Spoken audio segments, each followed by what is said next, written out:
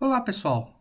Então sejam bem-vindos aí à nossa segunda parte da aula número 3, que é sobre o Perceptron. A aula passada nós paramos exatamente depois do exemplo do Perceptron, né? Então a gente fez um exemplo, duas épocas do Perceptron, né? Vocês podem fazer aí o restante das épocas na mão para internalizarem o aprendizado. Mas ao fim das duas épocas, os pesos obtidos, né? Então, o bias menos 2, o peso 1, 2 e o peso 2, 1. Dividindo por 2 aí, né? Fazendo uma simplificação, os pesos menos 1, 1 e 0,5, certo? E isso, né? Depois a gente, utilizando esses pesos, a gente jogou na equação da reta e obteve a nossa reta de decisão aqui, que separa os exemplos positivos, aqueles exemplos do end, né? Que no caso é só um, dos exemplos negativos. Então a reta nos separa ambos os exemplos.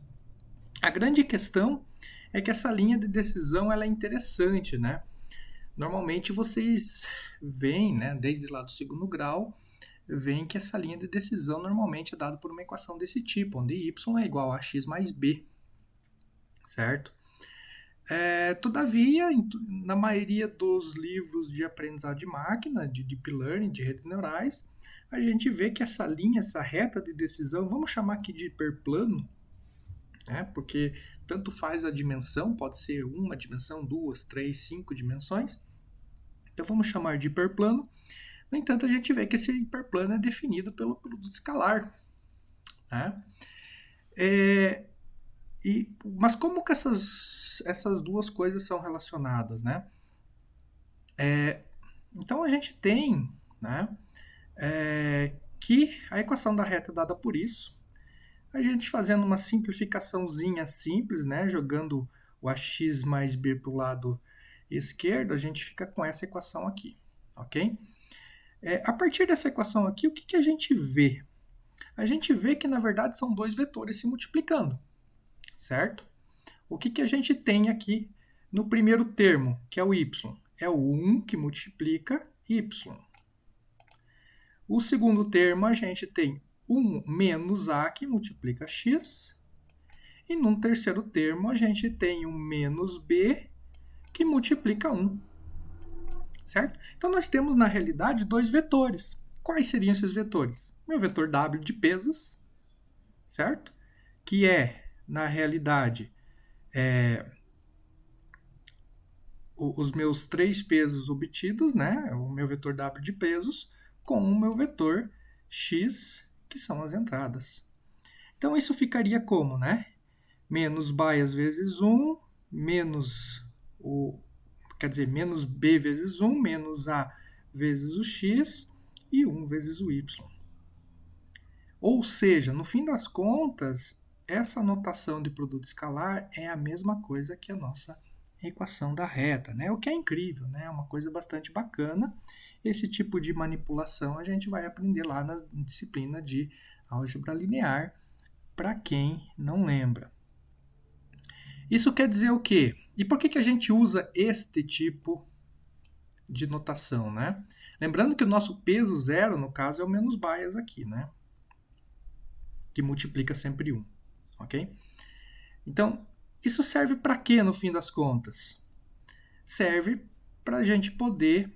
É mais fácil de trabalhar com essa equação, porque essa aqui funciona apenas em duas dimensões, essa aqui vai funcionar para qualquer número de dimensões. E o vetor w vai ser sempre normal ao nosso hiperplano. Como assim? Temos essa superfície de decisão. Essa superfície de decisão é dada pela equação x2 menos x2 igual menos 2x1. Então, nós temos 2 para o peso W1, 1 para o peso W2 e 0 para o bias. Né? 2 para o peso W1, 1 para o peso W2, e no caso aqui a única coisa que mudaria é o 0 para o bias, ok? Ou seja, o bias na equação da reta, esse nosso bzinho aqui, ele diz o quanto a reta se desloca sobre o eixo x. Se esse Bzinho for zero, significa que a reta vai passar pela origem, né? Lembrando um pouquinho lá de segundo grau. Então, sendo esse B zero, a reta passa pela origem, e eu vou ter aqui um 2 e um 1. 2 para x, 1 para y. Me dá exatamente um ponto, né? Isso me define um ponto. E a reta de decisão, ela é o quê? 90 graus para esse ponto, ou seja, numa normal, é um normal para esse 90 graus desse ponto. Ok? E sempre vai ser dessa forma. Ah, professor, então se eu colocar um ponto aqui em vez de 2 e 1, colocar um ponto em 3, 4 e 2, a reta será a mesma? Sim, exatamente. Se vocês clicarem nesse linkzinho que tem aqui, já tem ele aberto aqui, inclusive, vocês podem ver que essa reta, superfície de decisão, vamos supor que a nossa superfície de decisão seja 1 para x, né, e 0 para o y. Se for 2 para x e 0 para y, a reta continua sendo a mesma. Se for 3 para x e 0 para y, a reta continua sendo a mesma. 20 para x e 0 para y, a reta continua sendo a mesma. Da mesma forma aqui, 0x e 1y, esta é a reta. 2x, quer dizer, 0x e 2y é a mesma reta. 3x e 0x e 3y é a mesma reta. 1 e 1, 2 e 2, 3 e 3. Vejam que a reta não muda, o que muda é apenas a escala da nossa normal. Ok? Então, essa é uma brincadeira aí de álgebra linear que acaba acontecendo na maioria dos nossos aprendizados de máquina. Então, entender essa relação de reta com essa notação de produto escalar é algo bastante importante para muitos métodos baseados em aprendizado de máquina. Então, recomendo, se vocês não tiverem com isso bastante fixado na cabeça, voltar um pouquinho lá para a disciplina de álgebra linear e dar uma olhadinha. Ok? Ok, mas no fim das contas a gente fez o nosso perceptron aqui manualmente, né, nosso exemplo numérico. Lembrando que nós temos aqui pela arquitetura do nosso neurônio, as formulazinhas. Então eu tenho a formulazinha que me dá a saída do neurônio, que é o produto escalar vezes uma função de ativação threshold, né, que é essa aqui de baixo, me dá a saída da rede. E depois eu tenho a regrinha de correção, né? Então eu tenho a saída da rede, determinada por essa funçãozinha aqui. E depois, então eu chamo isso de fase forward, é a fase que eu dou as entradas, x multiplico por w, faço somatório e faço a função de ativação. Então eu chamo isso de fase forward, porque está vindo da esquerda para a direita. E agora eu vou corrigir os pesos baseado nessa saída. Baseado no que teria que sair, eu vou voltar para trás e corrigir os meus pesos. Então eu chamo isso de fase backward, que é basicamente o cálculo do erro e a correção. Ok? Só um pouquinho, que deu alguma coisa aqui com os slides.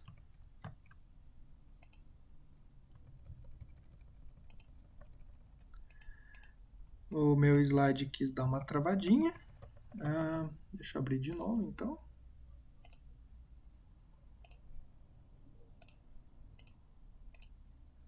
Só um pouquinho.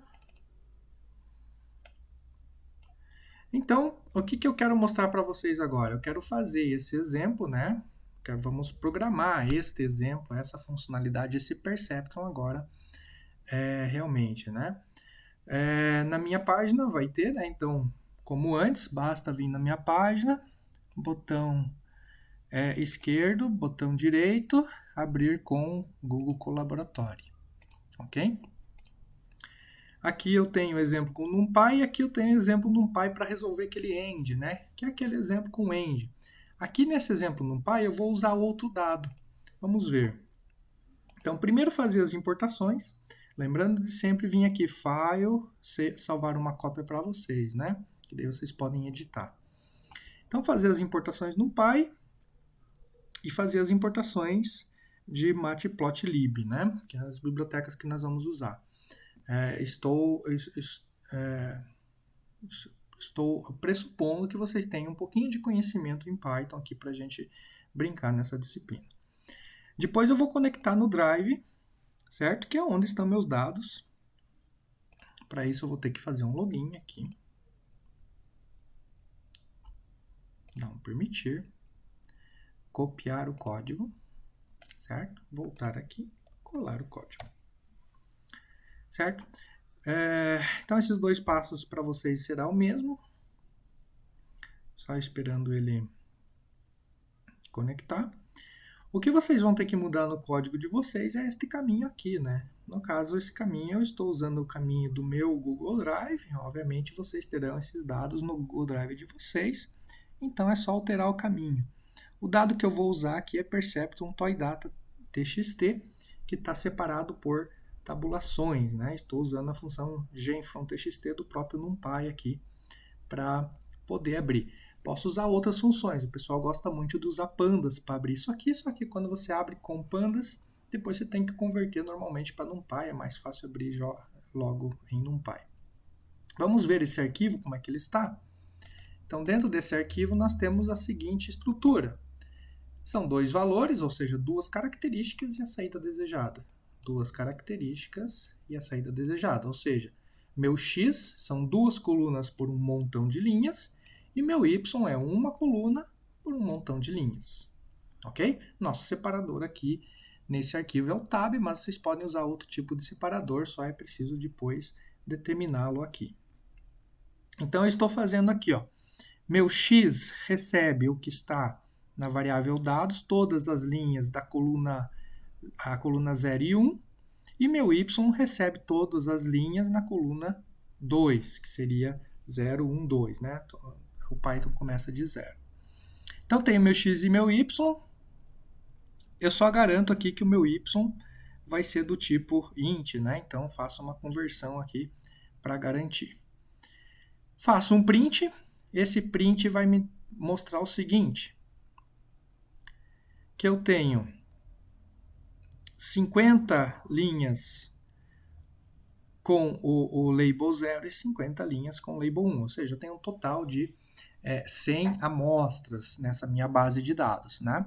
Como é que eu descobri isso? Num PyBeanCount, né? Que ele faz um histograma dessa variável y e diz, ó, tem tantos zeros e tantos 1, é um histograma, certo? E aí eu descubro o shape, né? O formato da matriz, tanto de x como de y, que eu separei aqui em cima. Então, o x eu tenho 100 linhas por duas colunas e y eu tenho 100 linhas por uma coluna só. Então, o que eu fiz? Foi pegar esses dados, as duas primeiras colunas, jogar na variável x, a terceira coluna, jogar na variável y, todas as linhas, certo? Tranquilo até aí. Depois eu fiz um simples plot, né, usando a função scatter, ou seja, todas as minhas... Desculpa, antes disso. Antes de fazer o plot, eu primeiro descobri qual é o shape, né, qual é o número de amostras que eu tenho, né, shuffle IDX. Criei um identificador único para as 100 amostras. Criei um objeto do tipo randômico, certo? E aí, nesse objeto randômico, eu dei um shuffle nesses índices. Então, na verdade, esse shuffle IDX nada mais é do que um vetor numerado de 1 até 100, né? E que quando eu chamo essa função shuffle desse objeto, eu acabo misturando esses índices aqui, né? Então, eu vou ficar com um vetor de 100 posições com os valores ali misturados, ok? Se vocês quiserem, vocês podem dar um print em cada uma dessas etapas aqui e ver o que está acontecendo. E aí eu vou misturar. Por que misturar? Porque porque agora eu vou ter que separar em treinamento e teste. Como assim, professor, separar em treinamento e teste? Se a gente abrir os slides da nossa aula Número 1, nós vamos lembrar daquele nosso pipeline. Aqui está o nosso pipeline geral. Então, eu tenho aqui os meus dados puros e meus labels. Então, tem meu x, meu y, ok? O que eu tenho que fazer? Separar o meu x e y em dados de treino e em dados de teste. Essa é a primeira etapa de um método de aprendizado de máquina, ok? Então, para fazer isso, eu não posso simplesmente pegar os 50 primeiros e jogar no treino e pegar os 50 últimos e jogar no teste. Por que não? Porque se eu fizer isso, no teste não vai ter nenhuma amostra da classe 0. Se eu pegar os 50 primeiros, deixa eu voltar aqui. Deixa eu pegar os 50 primeiros, todos os rótulos dos 50 primeiros, então todo mundo até aqui é da classe 0. Então no teste não vai ter ninguém da classe 1. Eu tenho que ter representatividade nesses meus dados, tanto na classe de teste como na classe de treino. Como é que eu consigo essa representatividade? Tem várias formas. Eu posso fazer essa separação de forma estratificada e tal, mas aqui eu vou fazer de um jeito simples. Vou aleatorizar e aí sim eu vou pegar os 50 primeiros para teste e os 50 últimos para treino. Ok? Mais ou menos vai estar balanceado. Então, o que eu vou fazer aqui? Ó? Meu x agora vai ser o quê? Meu x nos índices aleatórios e o meu y vai ser meu y nos mesmos índices aleatórios, para manter a coerência, certo? Então, aqui agora, meu x e y são duas variáveis com aqueles mesmos dados iniciais, só que agora aleatorizados. Uma vez aleatorizados, eu vou separar em x treino e x teste. Como que eu faço isso? Então, meu x do início, do 0 até o 69, vai para o treino, e o meu x do 70 até o último vai para o teste. Da mesma forma, eu faço para o y, de forma idêntica, né?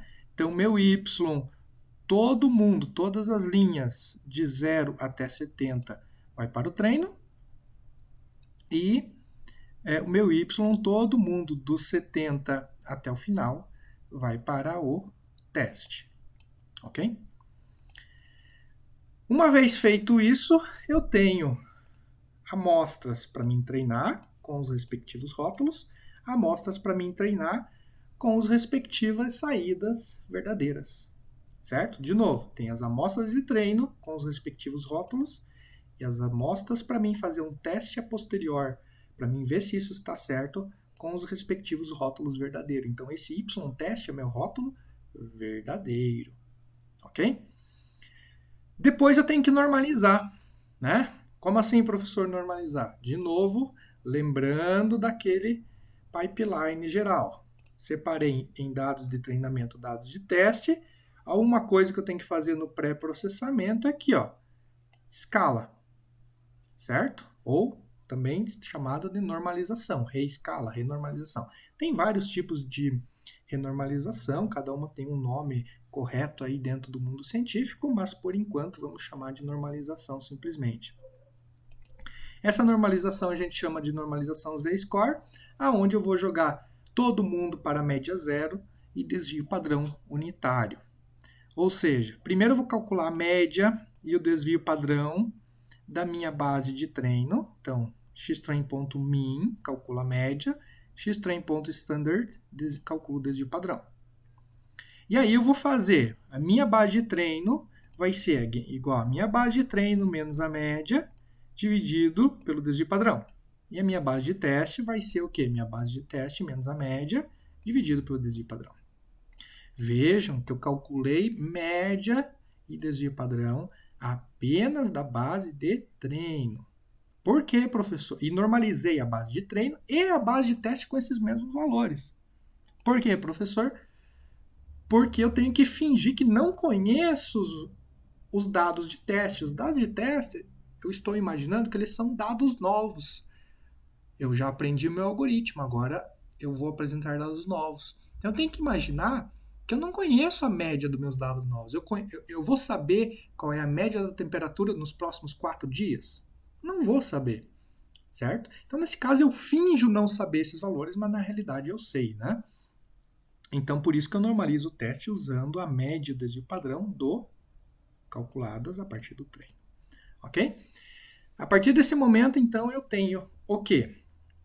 Eu tenho X treino, X teste separados e normalizados. Ou seja, eu terminei a nossa etapa número 1 aqui de pré-processamento. Vou plotar os dados. Plotar os dados também pode-se dizer que é uma etapa de pré-processamento, né? Dentro aí de Data Science, normalmente costuma chamar isso de análise de dados, né? Então eu vou analisar esses meus dados. Tem um nome correto, me fugiu o nome correto agora da cabeça, né? Análise exploratória de dados. Então, isso chama-se análise exploratória de dados. Pode-se considerar análise exploratória de dados aí como um pré-processamento dentro do pipeline de aprendizado de máquina, ok? Então, simplesmente vou plotar. Vou plotar o quê? Os dados de treino, cujos rótulos são iguais a 0, ok? Então, a coluna 0. Os rótulos de treino, cujos rótulos são iguais a 0 da coluna 1, e vou marcar eles como redondinho. E daí eu vou plotar os dados de treino, cujos rótulos são 1, coluna 0.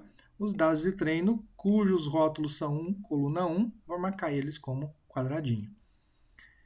É claro, vou colocar x, y aqui, né? Fazer os limites da minha imagem, só detalhe aqui do plot. Eu vou ter esse plot aqui para os dados de treino. Ou seja, uma coisa que eu não falei, eu separei 70 para treino, né? E 30 apenas para o teste, né? Que é 70 menos 100, sobra 30. E eu faço a mesma coisa para o teste, né? Então, todas as amostras de teste cujo rótulo são 0, todas as amostras de teste marcados como bolinha, todas as amostras de teste cujos rótulos são 1 marcados como quadradinho. Então, ploto. Né? Você vê que aqui eu tenho muito mais pontos, tenho 70 pontos, aqui eu vou ter 30 pontos. Ok? Então, isso chama-se análise exploratória de dados, né? São vários gráficos que a gente pode fazer para estar observando os dados antes de fazer qualquer tipo de aprendizado de máquina.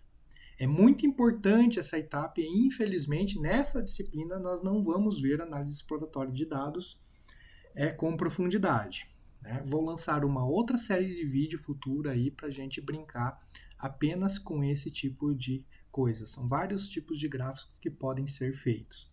Mas, a princípio, é apenas uma forma de se observar os dados, antes de necessariamente se fazer uma aplicação aí de um modelo inteligente. Ok? Então, vamos fazer o nosso modelo, que vai ser o Perceptron. Então, estou definindo uma classe chamada Perceptron. Vejam que aqui eu estou implementando o Perceptron do zero. Nós não vamos fazer isso durante a disciplina inteira. Por quê? Porque tem métodos aí extremamente complexos de se implementar. Quando se implementa um método do zero, a gente chama isso de implementação from scratch. Então, se a gente digitar Perceptron from scratch Python, por exemplo, vocês vão achar como implementar o Perceptron from scratch, ou seja, do zero. Tá? Essa palavra scratch ela é a palavra que nos dá a chave aí para a gente achar várias implementações de vários métodos, usando normalmente apenas um NumPy. Tá ok? Então, voltando aqui. Então, eu defino o nosso construtor. Para quem nunca fez disciplina aí de orientação a objeto, o Python é orientado a objeto, então eu tenho o construtor. Quando eu instancio o construtor, ou seja, quando eu crio um novo objeto, essa função init sempre será chamada, certo? Então, eu seto o número de features igual essa variável que vai vir na própria chamada do objeto. O weights, eu inicio um vetor de pesos com a mesma dimensão do número de características, todas com 0. Como assim, professor? Lembrem dos slides. Vamos voltar aqui. os pesos, certo? Igual o número de características, todos iniciados de zero, ó. W0, W1 e W2. Nesse caso, nesse exemplo, estou considerando o bias separado. Então, são duas características nesse exemplo do AND, o x1 e o x2. Então, eu inicio ambos os pesos correspondentes a essas duas características como zero. Ok?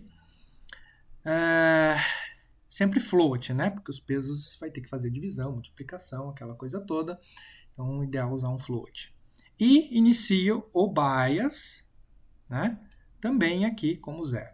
Então, só está separado aqui no código. Poderia estar tudo junto, né? Sem problema nenhum, mas nesse caso, nesse código, então meu bias é um valor, é um peso, e os meus outros, né, vai depender aqui da dimensão. Nesse caso, o exemplo vai continuar sendo duas dimensões. Ok? Defino a função de forward, ou seja, aquela função que calcula a saída da rede. Como assim, professor? Essa aqui, ó, produto escalar vezes função de ativação. O resultado do produto escalar é posto na função de ativação. Então, produto escalar, dot de x com peso, mais bias. Veja que o bias, nesse caso, está fora né? Está fora dessa parte aqui, né? Eu estou usando uma outra notação na implementação, mas não importa, o resultado é o mesmo. E aqui a função de ativação, aonde, né, npwhere, né, aonde o valor disso aqui for maior que zero, ativa 1, senão vai ativar 0, tá? Podia fazer com if, não tem problema nenhum, ok? Então, com essa função forward eu calculo, eu estou fazendo o que, na verdade? Calculando esta fórmula aqui, né? A saída, dado um exemplo, eu estou calculando o meu y chapéuzinho, ok? Também defino a minha fase backward, ok? O que é a fase backward? É verificar o erro, né? Então, como é que eu verifico o erro? Então, apresento o dado, calculo a saída da rede, baseado na saída da rede, eu pego o meu y real menos a minha predição. Lembrando, o erro é dado pelo y real menos meu y predito. Retorno o erro. E aí eu tenho a função treino, né? Que é o quê? Que é fazer uma época, 2 épocas, até 5 épocas, enfim, quantas épocas eu quiser. Justamente essa função treino vai receber como parâmetro épocas. E eu vou fazer o quê? Eu vou vou chamar o backward, passando x e passando y.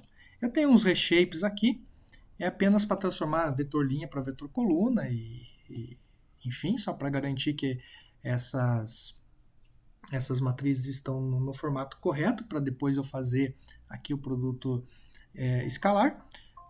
Então eu faço backward, que a própria função backward já chama forward, né?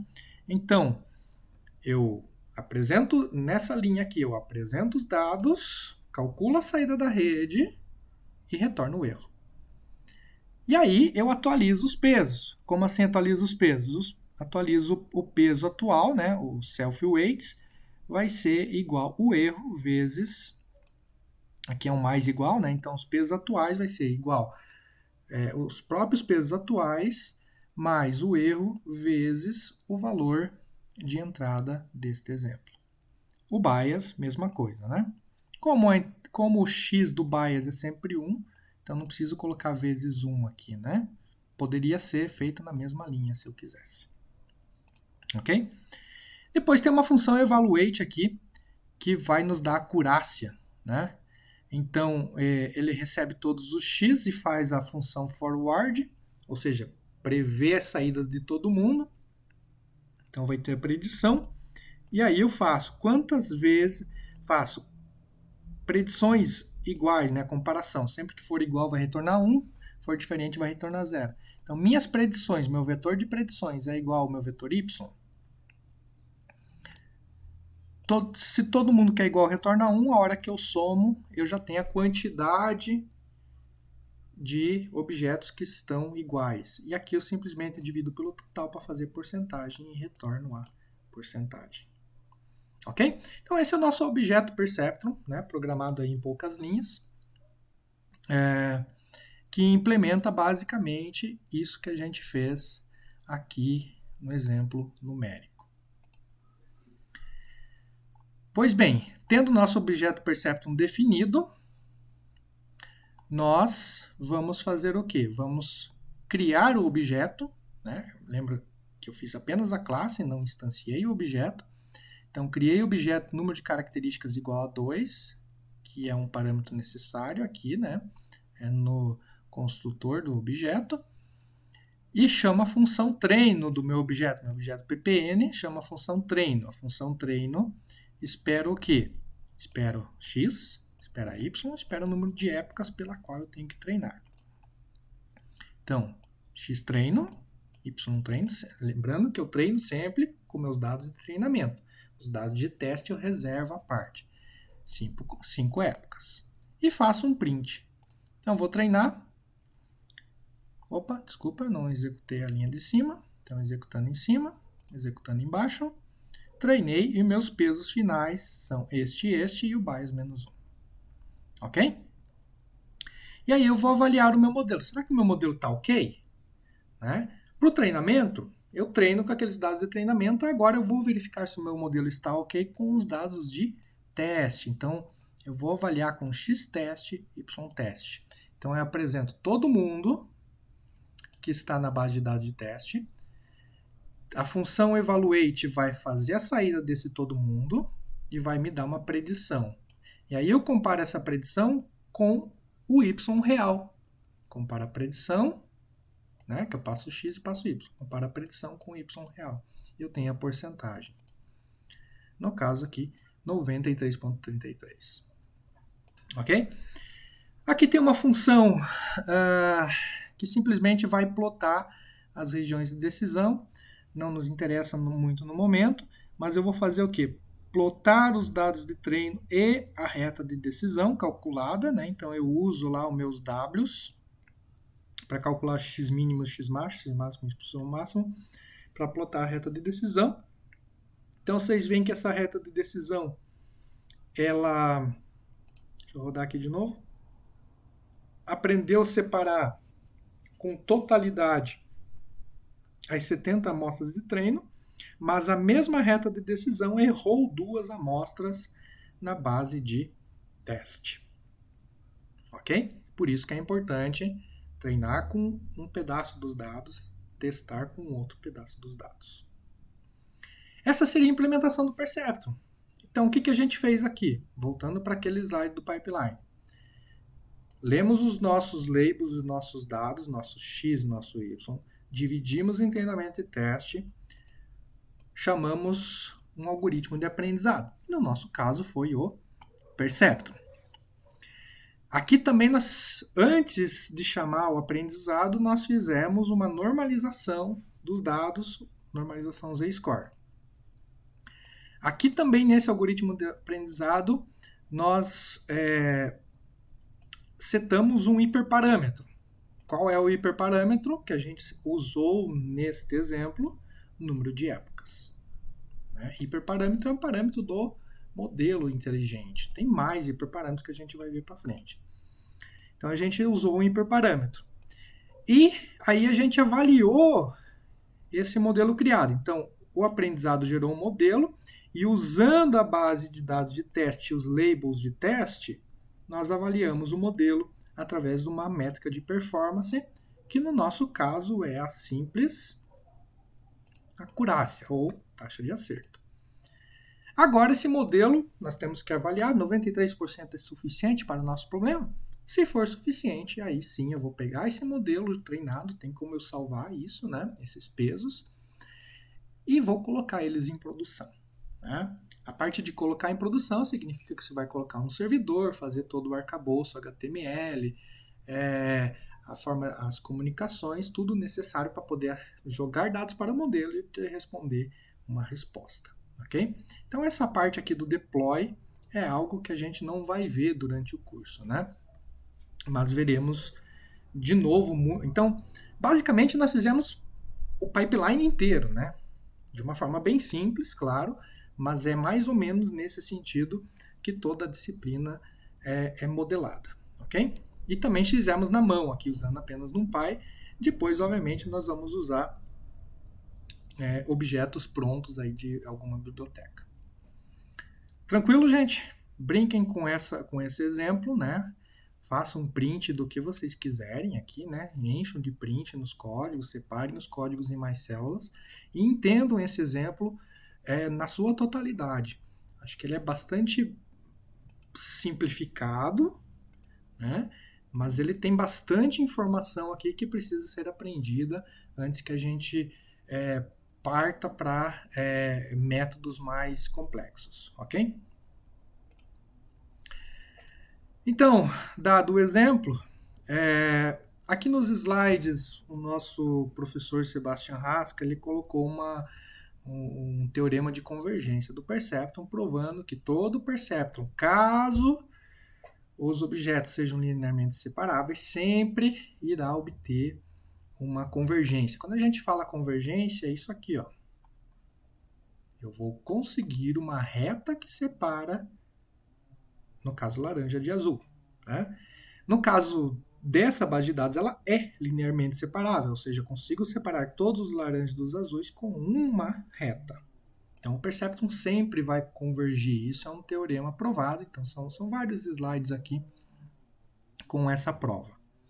Tá ok? Vocês podem seguir aqui, mas no caso aqui vai precisar um pouquinho mais de noções de álgebra linear e geometria para poder entender. Mas fica aqui para quem quiser. Tá?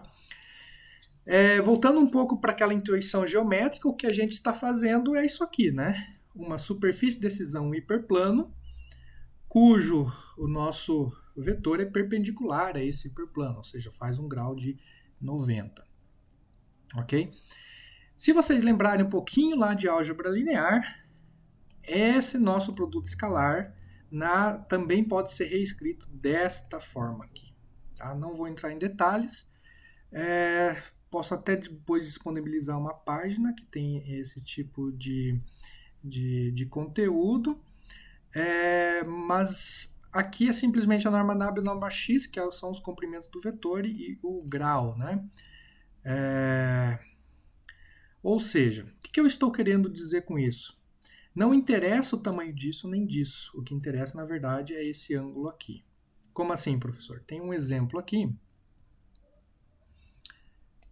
Esse mesmo exemplo que eu mostrei para vocês. Ó, não interessa as normas do vetor w e x. O que me interessa é apenas o seu ângulo. Ok? Então é mais ou menos essa a brincadeira. Então eu posso escalar os pesos e as entradas por qualquer fator que eu vou conseguir o mesmo resultado de classificação, embora eu talvez demore mais, a convergência seja mais dificultada. Tá? Então sempre trabalhar com os valores normalizados próximos a zero é interessante porque a convergência é mais rápida. Mas não quer dizer que se os meus valores não estiverem ao redor de zero, eu não vou obter convergência. Ok? Outra intuição geométrica interessante é a partir desse ângulo. Né? Já que dois desses termos não interessam, o que me interessa é apenas o ângulo. Então, quando eu tenho uma entrada com label 1 e o meu ângulo é menor que 90 graus, é porque eu tenho uma predição correta, ou seja, eu faço nada. Quando eu tenho uma entrada com label 0 e meu ângulo é maior que 90 graus, então eu tenho uma previsão correta também. Já quando eu tenho uma entrada com label 1, mas o meu vetor faz uma... Né? No caso aqui eu vou ter maior que 90 graus, ou seja, a predição é para cá, eu vou ter que atualizar o vetor. Essa atualização desse vetor, este passo que a gente faz nesse slide aqui, né, de corrigir os pesos, nada mais é do que matematicamente somar esses dois vetores, do vetor original e o vetor previsto, né, e colocar algo No caso aqui, a gente sempre faz uma soma total, porque não tem taxa de aprendizado, né? Mas é mais ou menos essa intuição geométrica do ponto de vista de álgebra linear, ok? Então, esse é o Perceptron, gente. Deem uma olhada com cuidado no exemplo numérico e na implementação, tá? Para entenderem bem o Perceptron, porque ele é base para o restante dos nossos métodos. Porém, o Perceptron tem muitos problemas. Ele não é um classificador muito bom, né? Primeiro, ele só trabalha com classificação linear, ok? Só classificadores, só problemas linearmente separáveis. Então, ele não funciona para aquele XOR, né? Que espero que vocês tenham tentado fazer o exemplo do XOR na mão. Ele é apenas um classificador binário, né? Ou seja, 0 ou 1. Não consigo colocar uma terceira classe. Embora eu tenha truques aí para fazer, né? Fazer um contra todos e tal, se eu quiser. Ele não converge se o meu problema não for linearmente separável.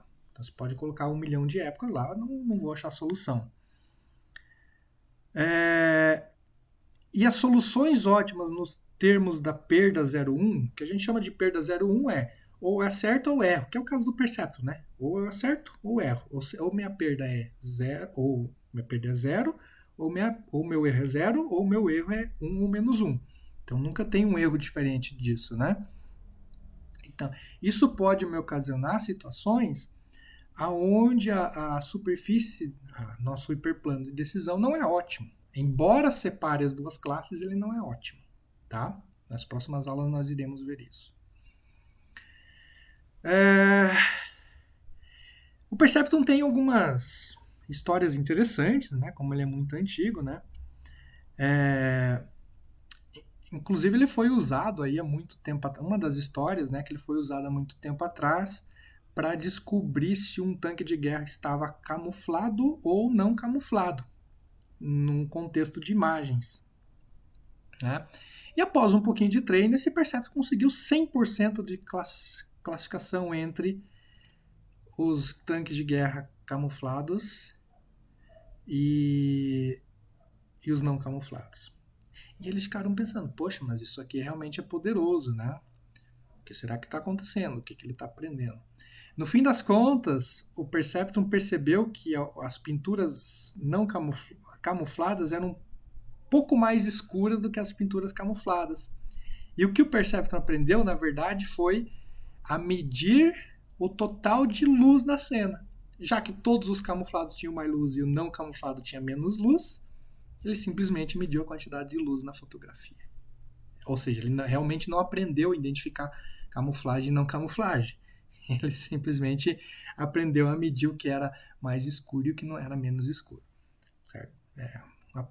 Isso são coisas que acontecem dentro do aprendizado de máquina e que a gente sempre deve avaliar com cuidado algum resultado de algum método que aprendeu a partir de dados. Tá ok? Para as próximas aulas, nós vamos entrar aqui nos métodos de regressão, né, por mínimos quadrados, que tem relembra muito, né, no caso é o Adaline, relembra muito a ideia de como o Perceptron é feito, né? Então, o mínimos quadrados aqui, ele tem uma função de perda, de loss, né? Que se usado lá a partir do cálculo a regra da cadeia das derivações, eu tenho que derivar, ou seja, eu tenho que descobrir os pesos baseados sempre na perda. Usando a regra da cadeia e derivando, eu vou chegar a um ponto que a derivação tem que ser da função, a derivada da função de ativação, certo? Só que a nossa função de ativação é uma função degrau. Ela não tem derivada verdadeira, certo? Então, o Perceptron, na realidade, não é baseado em gradiente, né? Como seria o Adaline, como seria a regressão logística, mas ele faz alguma coisa que lembra a descida do gradiente, porque ele faz peso antigo mais correção de erro. Ok? É alguma coisa similar, embora não seja, porque a função de ativação não é derivável. Tá? Mas isso a gente vai comentar com mais detalhe nas próximas aulas. Já falando em gradiente, né? Gradiente aí que é base para o backpropagation, né? O Geoffrey Hinton, que é um dos ganhadores aí do Nobel de 2018, ele fala aí que durante uma entrevista aí, ele disse que suspeitava que o algoritmo de backpropagation era o que acontecia internamente dentro do nosso cérebro. Mas na verdade não foi isso que ele falou, né? Talvez o backpropagation não seja a melhor a forma como o nosso cérebro aprende. Talvez nós tenhamos uma outra forma de aprendizado interna do nosso cérebro. Mas o backpropagation, que é baseado no gradiente descendente, que é muito parecido com essa correção de erro do percepto que a gente acabou de fazer, na verdade, base para a computação, embora não seja ou não se tenha nenhum indício que isso funcione dessa forma dentro do nosso cérebro. Ok? Então, com isso, a gente acaba aí a nossa terceira aula, né? Deem uma olhada com cuidado no exemplo numérico e na implementação. Brinquem bastante com a implementação, coloquem vários prints, mudem as entradas, que a aula que vem a gente continua evoluindo aí no nosso conhecimento. Até lá!